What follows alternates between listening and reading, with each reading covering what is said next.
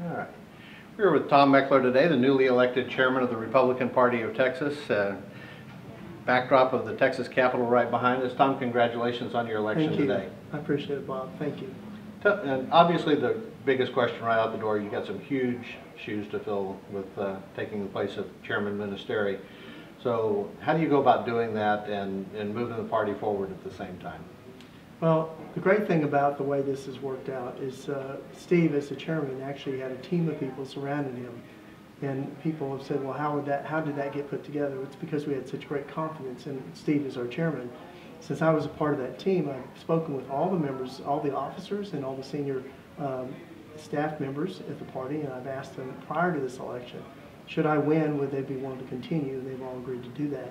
And so the transition, of course, when you have somebody that is as successful as Steve has been, there's going to be some transition. I'm not naive to think there won't be some of that.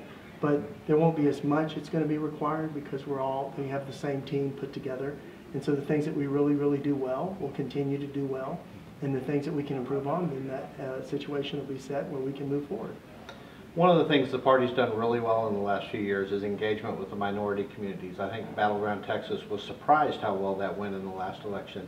How do you expand upon that and keep moving forward? Well, the party itself has done a lot of great work in that. The auxiliaries, we've connected very well with auxiliaries, but there are some groups that have a passion also for minority engagement that are Republican groups that are not working with the party. And I hope to see us make a better inroads with working with them as a team. And so we're working toward that with the task force that was created today. We had 4 great candidates running for the office. You know, the vote was kind of split along the way. How do we bring all those people together now and get behind our Republican candidates for the next election?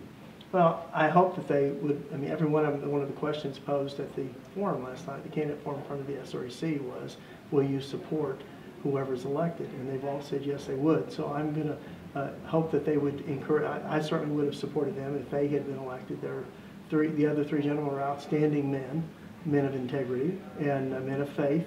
And so I hope that they all say, okay, well, we're all going to come together and work as a team.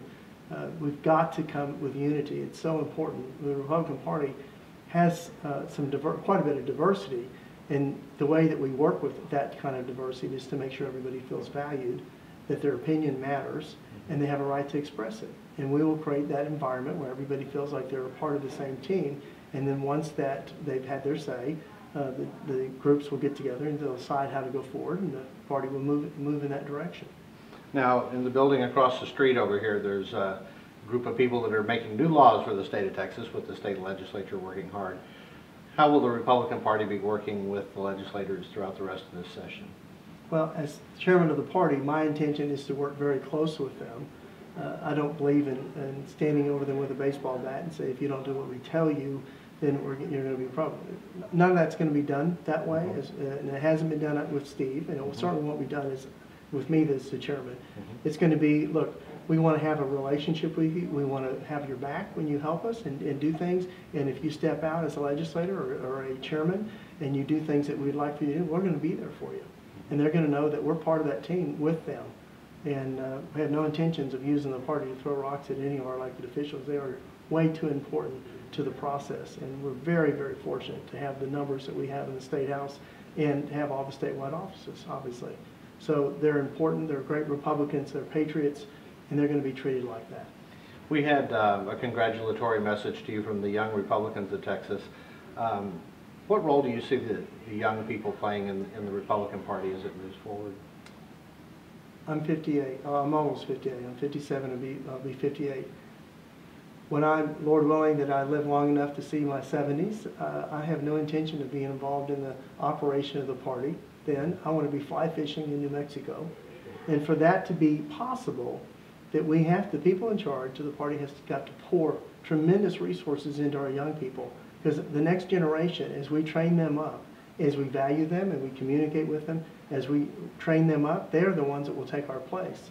And if we want to talk about entrusting the future of this nation and our own legacies, they're the ones that are going to be the ones that can do that. So we're going to make the investment. The party will make whatever investment that is necessary to make them feel like they are an important part of the equation here. Okay. One final question. I know you've got to get to a meeting here and get your new party started here.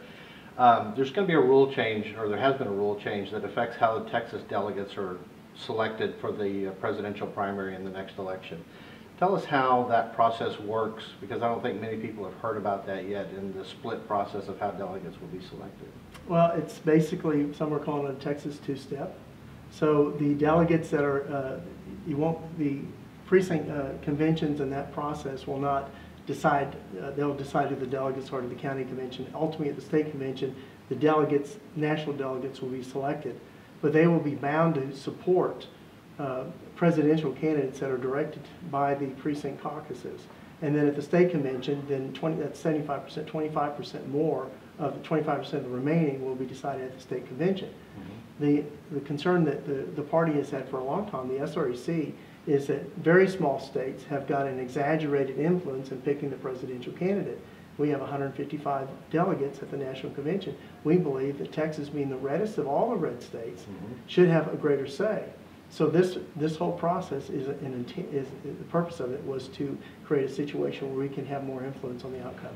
So part of the delegates will be selected through the primary process, and then the balance, the 25, I believe that's 36 actual delegates, will be selected out of a grassroots poll. Yeah, in the 38 at the state convention, but the delegates all are going to be selected at the state convention. Mm-hmm. They ultimately are decided either in congressional district caucuses or what we call at large.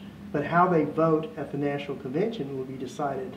They'll have to commit to cast a ballot according to the desires of their districts. Mm-hmm. Okay. So, well, great. Congratulations again on your election, and look forward to working with you through the session and into the next convention and election process. Very good, Bob. It's a pleasure. Thanks.